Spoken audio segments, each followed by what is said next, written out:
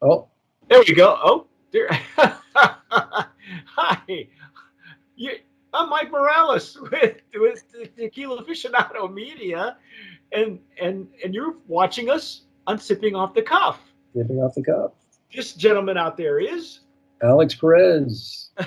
And yes, you're watching Sipping Off the Cuff, part of Tequila Aficionado Media. I know you pressed that button and you turned us on, so. Yeah, well, we're again in an effort to improve what folks see on the screen. This is software that is available on Skype, and so we're using it for the first time. This is fairly new for us, so we got to know where all the buttons are. But anyway, I'm here in San Antonio, and Alex is at the Area 51 of Tequila. You're in Southern California. Southern California. And tonight, Alex, we are finally going to finish or get close to finishing the entire line of Don Amado. Don Amado. What a great line this is, Mike. Oh, yeah. We fell on Reposado. the Reposado. It's the Espadín Reposado. It's the Espadín. Everything you need to know. That's the best part about this brand. Everything you need to know is on the front and back of the labels. Okay. This is in fact, yeah, I know both of us are going to pull out our readers. Yeah. It's destilado por 11 generaciones, 11 generations. And this is it is a traditional Oaxacan ceramic and bamboo pot stills. Yeah, we brought this up in our last shows with Don Amado. I'm really impressed with their stuff. Me too.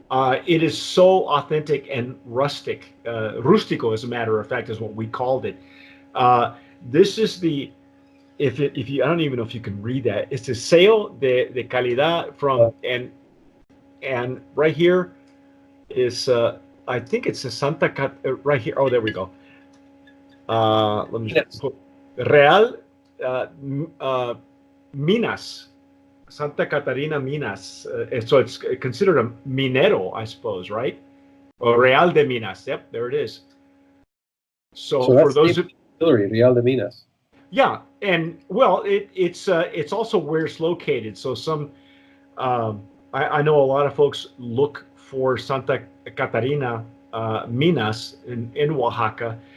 Certain areas or microclimates or towns are famous for their version of Oaxacan mezcal. So Minas or Minero, from where it comes from, is sought after, probably as much as any varietal of mezcal. So right. do we know what he's aging these in? Do you know that?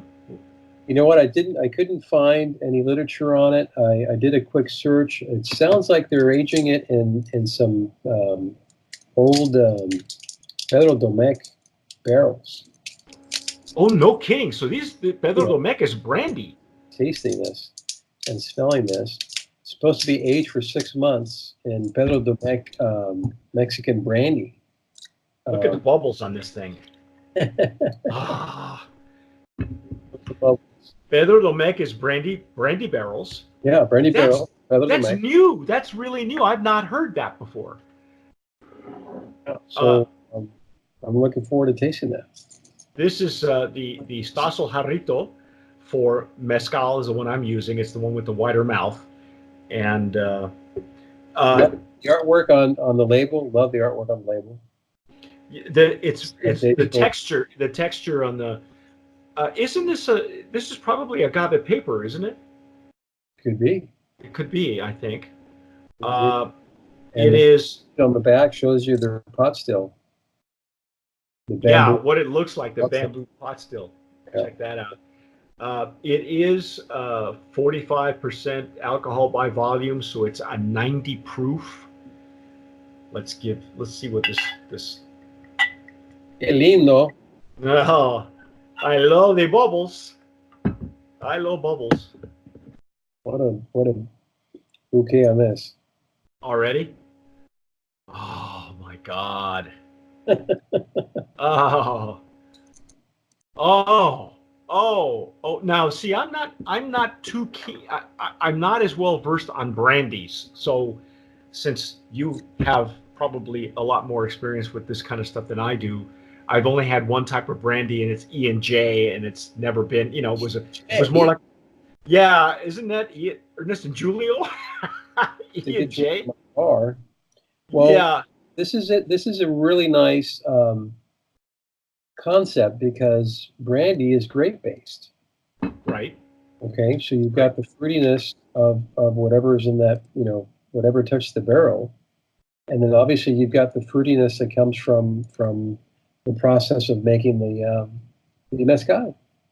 Now, on the surface, there's no smoke, ladies and gentlemen. There is no, and I think that's you and I brought that up when we did the previous versions. Is that even though it is pit roasted, and I think it's due to the distillation, it just rounds the edges off. So on the surface you're not getting that intense smokiness at all. It's all fruity, which is actually it's actually deceiving. Right. Now see, I get fruitiness on this side, but I'm getting something different on my other side, and I'm not sure if that's barrel. What am I smelling? Because is it wood based? I think it's wood based. So almost like I'm getting like nuts. And even some spices. Okay, now spices I can for me it leans more toward the spiciness. It's really odd. On this side I'm getting the spiciness, but on this side I get all fruit. And it's almost a sweet fruit. Alex, it's like it's not even. Yeah, it's been a while since Alex and I actually tasted the first couple of varietals for Don Amado, so we had to wait. We had to wait for the Reposado because we've been hoarding these for like a year and a half. Hey, I'm getting like a Reposado, a tropical pineapple. It's almost like a guava or leaning towards a guava, yeah. Pineapple guava. I think we're gonna need to go in, but the nose is really different. There everywhere when it opens up, there's like more to it. There are like certain layers that don't all appear at once. Yeah, it's definitely spiciness and wood on this side.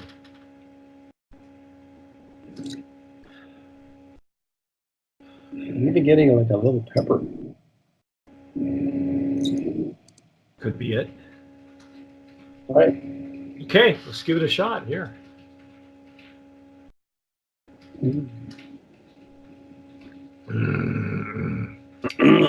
Oh. That's got a punch to it.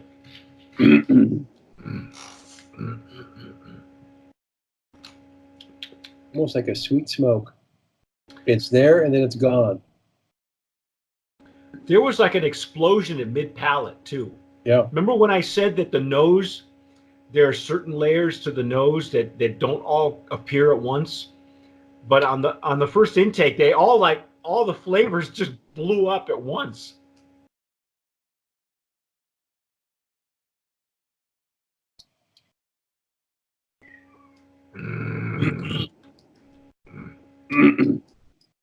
And some sweetness on the palate, probably from the wood. I'm getting a lot of earth, and that could be from the ceramic pot still. I mean, I'm getting a lot of I don't want to say it's wet cement, but it is kind of I think it's more mineral. Like a clay. I'm getting like notes of clay.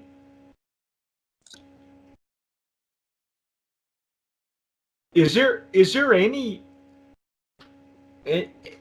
residue of the Domecq? Are we getting any brandy on this thing at all? Or is it so faint? Is the barrel so old that it's just very faint? I think I'm getting more of the barrel in the nose. with the fruitiness. But on the palate, you do get a little bit of the wood. Wood or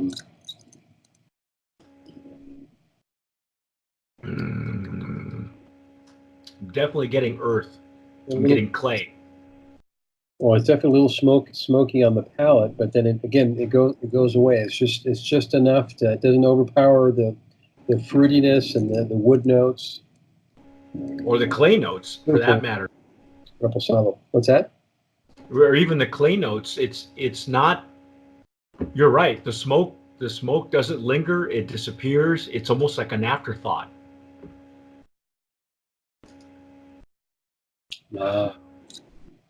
This is a really complex reposado. There is a lot going on in here. Wow, and this is what did you say the proof on this was? It's 90. It's what is it? 90 proof. Wow, and it's very smooth for a 90 proof. Well, yeah, but it's still intense. I'm getting. I know the finish is a nice lingering finish. Nice long finish. Yeah, and I would say maybe it was because these bottles. I know I've had mine for a while, and I just broke the seal on it before we went on the air. And Alex has had his just for less than a few weeks. So I think the intensity of the alcohol is there, and I'm not sure. It's not off-putting, but I don't recall the other versions of Don Amado being so aggressive with the alcohol, with the, you know what I mean, with the proof. Well, let me tell you. Now I'm getting more wood on it now. It is very good. I'm really it's very unique. I don't think I've heard, you know, we've tasted mezcals aged in French oak barrels, but brandy, that's a whole different thing for me.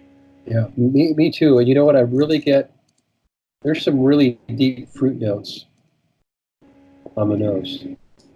Now, is that all espadín, do you think? Or is that some of that, the fruit, the leftover I think brandy? I mean, I'm sure there's a lot that's coming from the 100% espadín. Maybe the wood is just rounding it, or even just maturing it. Because in the nose, it's the fruit is like almost jammy, if that's a proper descriptor. Yeah, it's not like preserves. Like preserves. It's not like fresh fruit to me. No, it's not fresh fruit. Yeah, you're right. It's more. What do you think? Dried fruit, maybe? Maybe dried fruit, but then you get the sweetness too. Yeah, and I think your descriptor as jammy might be better. It's like a combination of dried fruit and fresh fruit. Yeah.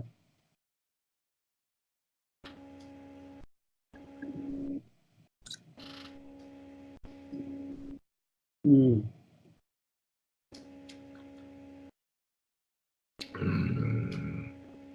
Wow, that retronasal, really enjoyable. You know, that's a lot of people don't know about that retro. Well, the way I do, I don't know how you do it, but the way I do it, it's like clearing your throat after you swallow or right before you swallow. Exactly what I do, yeah. And it's almost like you re-smell in the opposite direction. The retronasal. Instead of inhaling, you exhale. Yeah, well, yeah, burps. You know, it's like a burp. I mean, it's kind of without burping. It's a Don Amado burp. It could be. You know, there are worse burps. Wow, this is so enjoyable. There's all kinds of layers on this thing, and I would imagine that from pour to pour, you keep acquiring more and more stuff. I know that as I let it open, I get more of the wood notes versus the fruit notes that we got at the beginning. And the beauty of these glasses, I keep telling people, you don't need a whole lot. You know, remember with the Riedels, we used to have to pour like at a certain amount to make sure that we got something that we could really dig in and smell. And it's not necessary with these Stasso Jarritos. Or even with your Glencairn, if you're going to use a Glencairn as well, you could do that. Well, this is another beauty. I'm telling you, this Don Amado line is it's stellar, man. Yeah. It's stellar. Definitely. What do you think? Are we going to do Brand of Promise nominee? Yes, hands down. Yeah, we nominated all the ones that we had talked about previously in its own category. I know that Mezcal has its own categories now that they're recognizing. They're recognizing authentic, ancestral. I believe I had these under ancestral. I will check, but each one of these is just stellar, and they're all different from each other. They're all unique. Yeah, you know, the price point is on the higher end, but it's definitely worth it. What's it showing as far as a price point? It's in the 80-90 range. See, that's not bad though, Alex. No, it's not. For a reposado of this quality, that's thing handmade of this quality.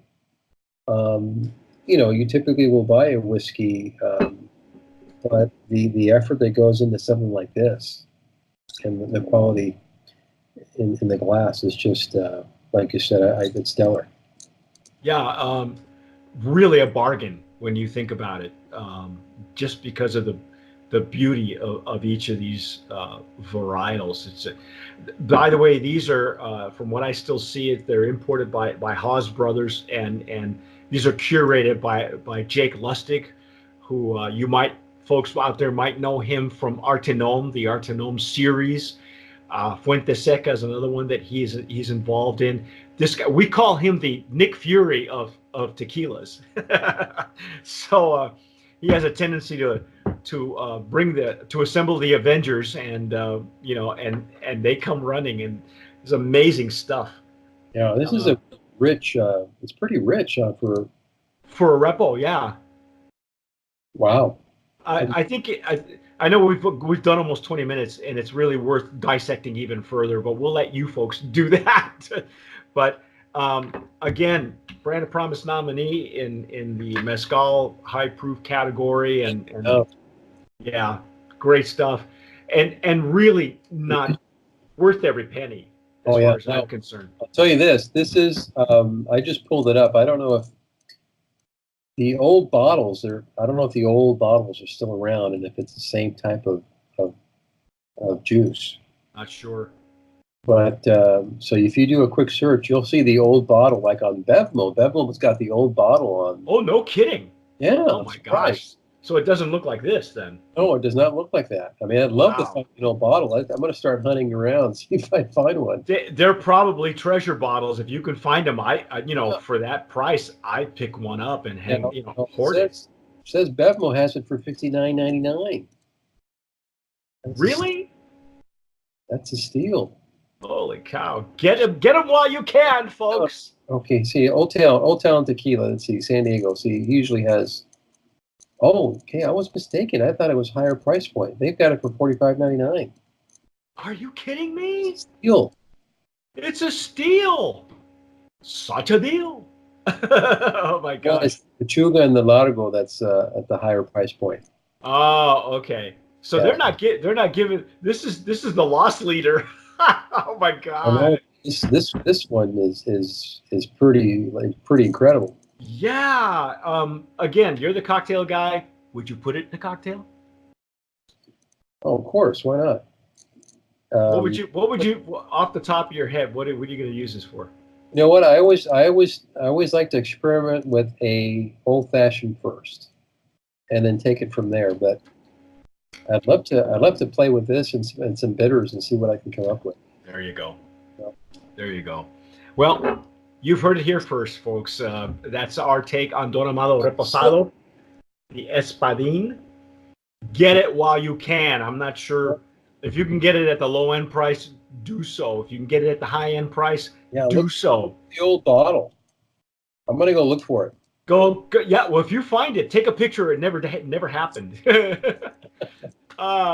You've been watching and listening to Sipping Off the Cuff on Tequila Aficionado Media on all of our platforms. I'm Mike Morales here in San Antonio. That gentleman out there is Alex Perez in Southern California. Thanks for watching, and as always, sip wisely.